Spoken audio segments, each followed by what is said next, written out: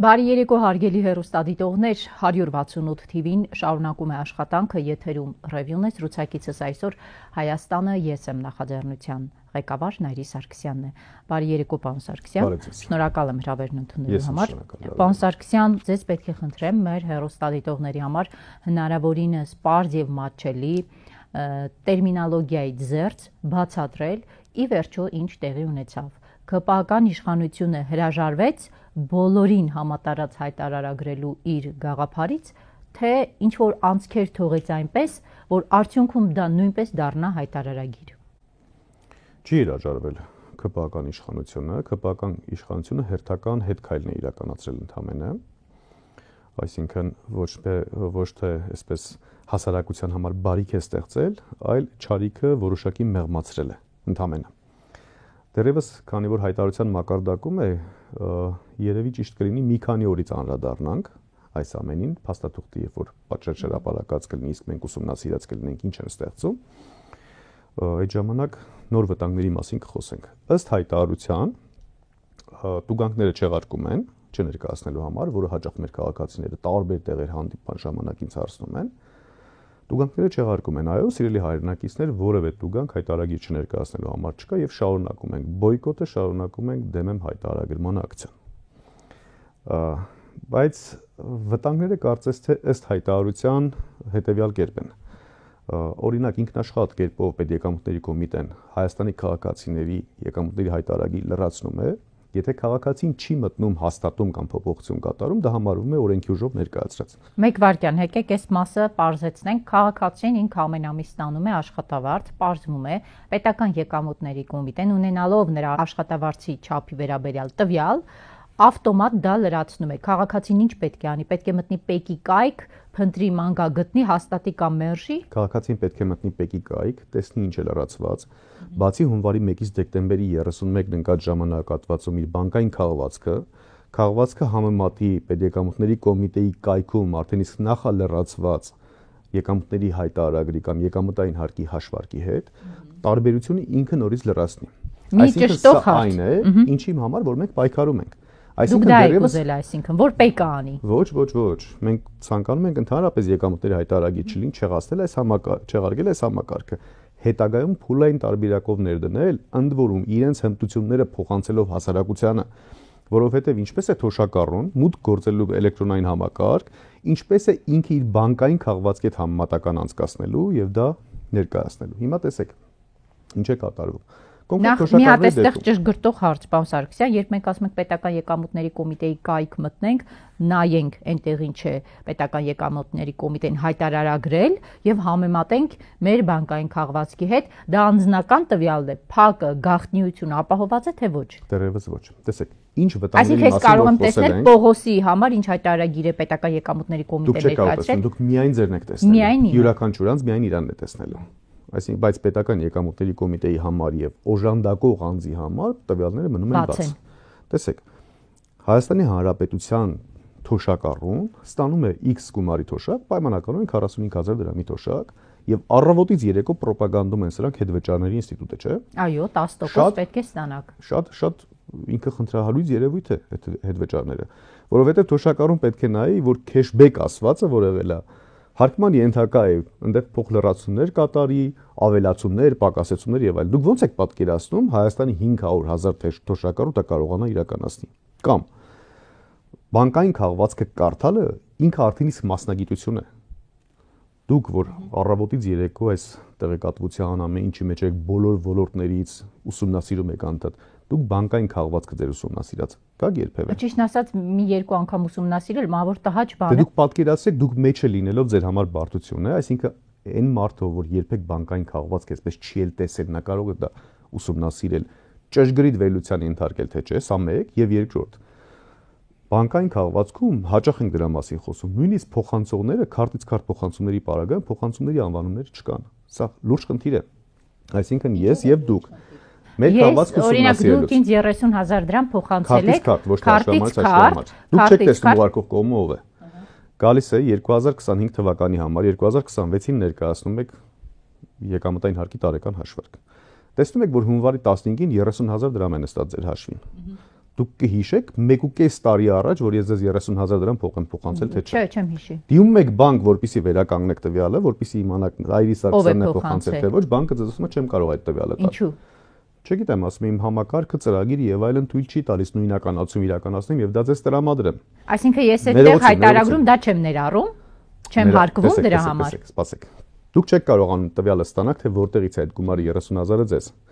Հետևաբար, դուք պետք է ներկայացնեք հայտարարում այդ 30,000-ը, դրա 20%-ը հարկ վճարեք։ 6,000 դրամ դրանից հարկ վճարեք։ Բայց միգուցե ես ձեզ պարտքով գումար եմ փոխանցել, ձեզանից վերցած պարտքն եմ հետ վճարել, նվիրատվություն եմ փոխանցել, տարբեր նպատակներով կարող եմ փոխանցած լինել։ Դուք չեք կարողանում ձեր բանկային քաղվածքը նույնականացնեք փոխանցող անձին, քննչական մարմինները, օպերատիվ մարմինները, երբ որ հարցում են ուղարկում բանկին, բանկը նրանց տրամադրում է։ Այսինքն նույնիսկ ձեր անձնական տվյալում դուք այսպես առաջնային իրավունք չունեք։ Ով ում է գցում այստեղ այս պատմության մեջ։ Իշխանությունը քաղաքացիների։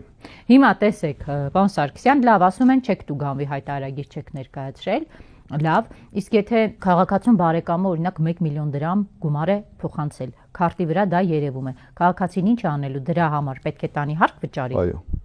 Շատ դեպքերում քաղաքացու բանկային քարտները, որ փոխանցումները կատարում են, դրանք հաճախ իրենց գումարները չեն։ Օրինակ, մենք գիտենք, չէ, որ Հայաստանի Հանրապետության քաղաքացիների որքան հատվածների արտաքին աշխատանքի մեկնում։ Տարեց ծնողներին գումար են փոխանցում։ Գումարի փոխանցումը հաճախ լինում է հարևանի երիտասարդ զավակի հաշվի համարին։ Զանգում են, ասում են Աղավնի Սուքիասյան, խնդրում ենք այս 1 միլիոն դրամ որ փոխանցել են, կանխիկացրեք, փոխանցեք մեր ծնողներին։ Աղավնի Սուքիասյանը ընդհանրապես բարեգործություն է անում, այսինքն այստեղ տատիկներին եւ պապիկներին իր երիտասարդության այսպես ծառայությունն է մատուցում։ Այսինքն կանխիկացում գումար հասցում են նրան, բայց Աղավնի Սուքիասյանը պետք է այդ 1 միլիոն դրամից 200,000 տանի հարկ վճարի։ Կամ զանգի այդ մարդուն ուղարկող կողմին, ասի փոխառության պայմանագիր կամ նվիրատվության պայմանագիր, ընդ որում դուք այդ եկամուտ չեք ստանում։ Կամ որpիսի ավելի ճշգրիտ լինի, ձեր եւ ծնողների միջև փոխանցում պայմանագրով հաստատեք, ինձ որպես միջնորդ ներառեք պայմանագրի մեջ, օրինակ հանձնակատար։ Մի հատ էլ այդ պայմանագիր, բայց այստեղ էլ ուրիշ վտանգ կա։ Այստեղ էլ դուք որpիսի փողային փոխանցում անեք կամ դրա մասնակից դառնաք, պետք է գնաք կազմակերպություն բացեք։ Կենտրոնական բանկի կողմից վճարահաշվարկային կազմակերպության լիցենզիա ստանաք, որ իրավունք ունենաք ուրիշի դրամական միջոցների փոխանցում իրականացնեք։ Պատկերացնում եք ինչ շիլաշփոթ են դա սարքում։ Այսինքն այս հայտարարությունը, տեսեք, երկու կարևորագույն նպատակ ուներ։ Առաջինը, որ իսկապես հայ ժողովուրդը բոյկոտեց մի ամուր 740,000-ից ավել մարդ բոյկոտել է համակարգը եւ իրապես համակարգը, այսպես ասած, իշխանությունը իր նախագծի տակ է մնացել, չի կարողանում իրագործել։ Ինքը պետք է գնա հետ քայլի։ Պետական եկամուտների կոմիտեն 3 տվյալ էր տվել 123,000 մարդ ընդամենը հայտարարագրին միացել։ 860,000-ից 740,000 մարդ չի ներկայացել հայտարարագիր։ Այո։ Այսինքն ովքեր են բայցավել 123,000։ Դե հիմնականում պետական համակարգում աշխատողներ։ 60,000 նախորդ տարվա լրացնողներն են։ 63,000-ով է ավելացել։ Պետական աշխատակազմի այսքան պարտադրանքի դեպքում 100,000 դրամ սոցիալական կրեդիտներ ստացողներին մենք ի սկզբանե ակցիայից առաջ հայտարարել ենք, ասում ենք ժողովուրդ ջան, դուք լրացրեք, եթե այլ վտանգներ չունեք, ձեր 100,000 հետ ստացեք։ Եթե ունեք դուք վտանգ, որ ձեր ստացած փոխառությունների պատճառով դուք կարող եք 300,000 դրամ հարկ վճարելու 100,000 հետ ստանալ, ապա դուք խապկանքի զոհ եք դառնալու։ Մի արեք։ Այսինքն ԿՊԱ-կան իշխանությունը ինչ արեց այդ հայտարարագիր չներկայացրած այդ 740 թե 760,000 մարդուն ընդհանրապես այդ պարտադրանքի տակից առայժմ հանեց։ Առայժմ հանեց, տեսեք։ Առաջինը, որ ասեցի, իրենք ստիպված պետք է հետ քայլ կատարեին ու կատարեցին այդ քայլը։ Երկրորդը քաղաքական PR ակցիան իրականացնում եւ մոլորություն։ Այսինքն ընտրություններին ընդառաջ նրանք գիտեն, որ որևէ մեկին չեն կարող տուգանքի ծանուցում ուղարկել եւ 740,000 մարդուն այդ թվում ծանուցում ուղարկել կան հեշտ բան չի, դա մենք լավագույն սցենարների դեպքում ասում ենք 2 ամիս, բայց դա անհնար է իրականում։ Ընդհանրապես PR կատարեց, ասեց ձեզ չեմ տուգանում։ Պայմանով, որ իրենք վերընտրվեն 2026 թվականին եւ տուգանքները սահման են օրենսդրական փոփոխությամբ։ Ֆիզիկական անձի մոտ Հայաստանի Հանրապետության քաղաքացու մոտ դուրը թակել տուն մտնելու հարկային ստուգում իրականացնելու իրավունք են ապահովելու հետո իրենց։ Վերընտրվելուց հետո։ Այո, հիմա սա քաղաքացին դրան սպասի։ Չէ, քաղաքացին հակառակը, սպասի որ սրանք պետքա չվերընտրվեն։ Բոյկոտը շարունակենք 26 թվականին իշխանությանը փոխենք, որ այս համակարգն հետը չեղարկվի։ Ինչպես չվերընտրվեն, եթե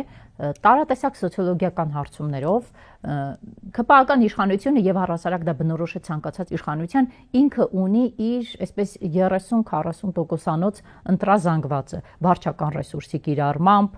դրանից առաջ ասֆալտ փռելով ու դրա հաշվին ձայներ հավաքելու միջոցով, հա։ Այո, Փաշինյանի վարկանիշը անկում է ապրել պատմական մինիմում 10%-ին է գրեթե մոտենում, բայց այն որ ինքը վարչական ռեսուրսի կիրառմամբ, արտաքին ուժեր, խաղաղության ծրագիր եւ այլն կարող է միջև ընդհանուր 40% հասնել, դրա մասին խոսում են տարատեսակ սոցիոլոգիական հարցումներ։ Հիմա ինչ պետք է անեն հակառակ թևում կանգնածները, պարոն Սարգսյան, որին ձեր ասածը լինի։ Իմ ասածը հետեւյալն է, ես հայտարարում եմ վերջերս ու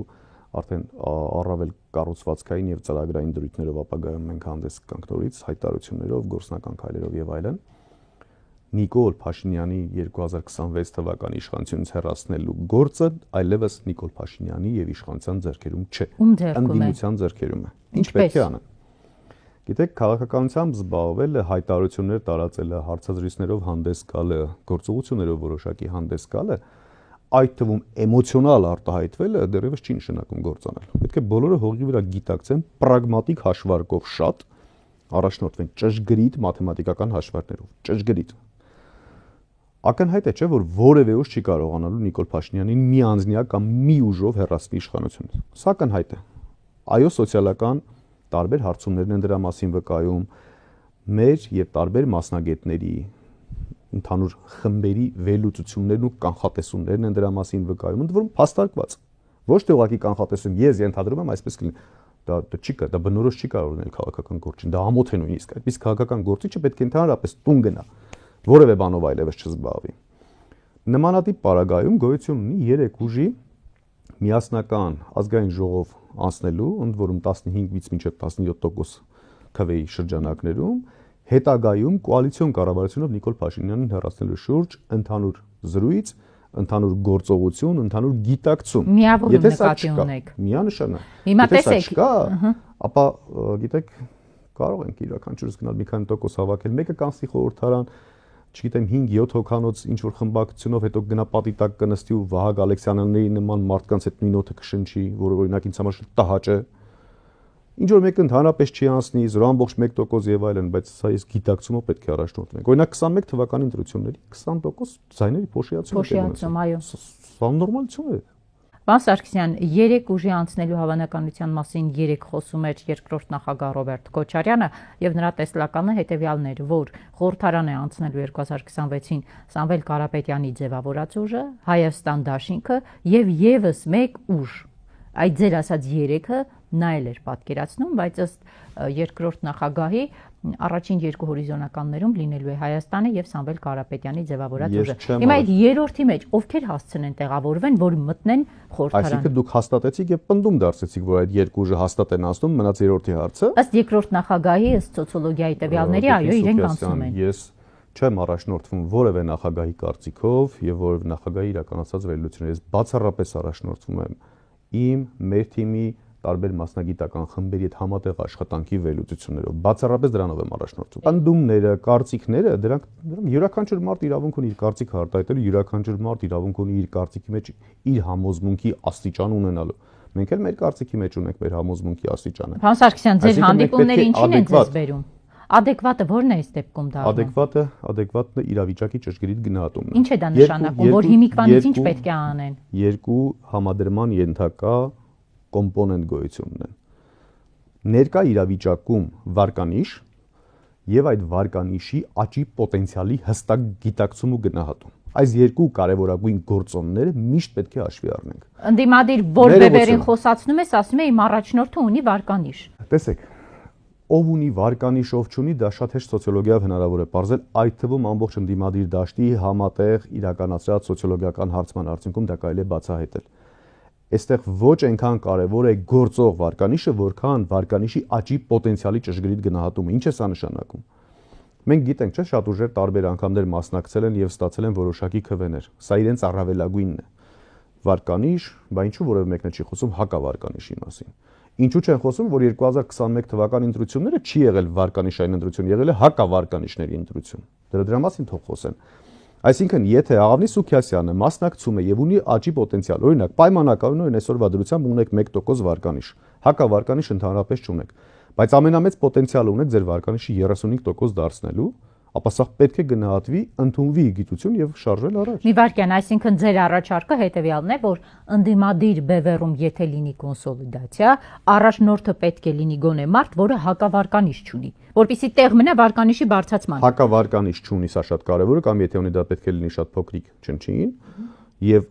շատ կարեւոր է վարկանիշի աճի պոտենցիալի գնահատումը։ Սա շատ կարևոր գործոն ու ամենակարևոր գործոնն է։ Ձեր ասացներից որևէ մեկը, պարոն Սարգսյան, տեսականից գործնականի, ինչու միջև հիմա չի վերածվում։ Տեսեք, 2026-ի հունիսին շատ քիչ ժամանակահատված է մնացել ընտրական process-ի համատեքստում եմ ասում քիչ, եւ թվում է, որ արդեն մենք պետք է տեսնենք էլի այդ ընդդիմադիր բևեռների ձևավորումը, բայց ոչ, մենք տեսնում ենք ընդդիմադիր կուսակցությունների, որոնք հայտարարում են, որ իրենք առանձին գնալու են դաշինքներով էլ միանալու ցանկություն չունեն։ Այս ազգը չէ ներողություն, այս գործիչների մեծ մասը վարչապետացավով տառապում է։ Դուք չեք տառապում։ Իմ մոտ տպավորությունը ոչ, ինձ համար գոյություն ունի կարևորագույն նպատակ Հայաստանի Հանրապետության պահպանման։ Եթե Հայաստանի Հանրապետության որի համար կարևորագույն ու մուգ կարմիր գծերով քաշած դրույթ է Նիկոլ Փաշինյանի իշխանության հեռացումը։ Եթե ես պետք է այդ ամբողջ ծառայության մեջ լինեմ Եֆրեյտերը ամենաստորին զին ծառայողը, որ պետք է աշխատեմ, հողի վրա գործ անեմ, որպեսզի Նիկոլ Փաշինյանի իշխանությունը հեռանա, ապա ես գնում եմ այդ Եֆրեյտերի աշխատանքը կատարելու։ Եթե ես կլինեմ ավելի լավագույն վարկանիշի պոտենցիալ ունեցող վարչապետ տեխնացուն, ապա կգնամ որպես վարչապետ տեխնացուն։ Գիտեք, ինձ չի հետաքրքրում է 2 ամիս լինել վարչապետ տեխնացու, հետո ասել մեր տեխնացունը, հետո ընտրություններից հետո թողնել գնալ յուրաքանչյուր իրենց գործին։ Սա լրջություն է ուղղակի։ Չի կարելի այդպես աշխատել։ Այս վարչապետացավը պիտի հեռանա։ Ինչ ասում եք, ինչու տեսականից գործնականի չվերածում, հստակ բանաձևեր գոյություն ունեն։ Վարչապետացավն է պատճառը։ Այո, մենք կարող ենք գրել այդ հստակ բանաձևերը, բոլորին հայտարարենք, որ բոլորդ ամբիցիաներից հրաժարվում եք, ինձանից շատ ամբիցիոզ որևէ մեկը չլինեք, ինձանից լավ տեխնացու որևէ մեկը չլինեք։ Ես առաջինն եմ հայտարարում, որ հրաժարվում եմ, եկեք այս բանաձևով առաջնորդվենք։ Ու կարող ենք առաջնորդվել ու կարող ենք հաջողության հասնել, որովհետև մեկը դուրս է գալիս, որ մի քիչ ավելի ճարտար է խոսում, հաջորդից ասում է ես եմ տեխնացուն վարչապետի։ Հաջորդը հաջորդի աշխատավարձը մի քիչ բարձր է, ասում է ես եմ վարչապետ։ Ով ընդհանրապես կապիտալ տիրապետում ասում ոնց, ուրիշ տարբերակ կա, կարող վարչապետ տեխնացուն ես չառաջադրեմ։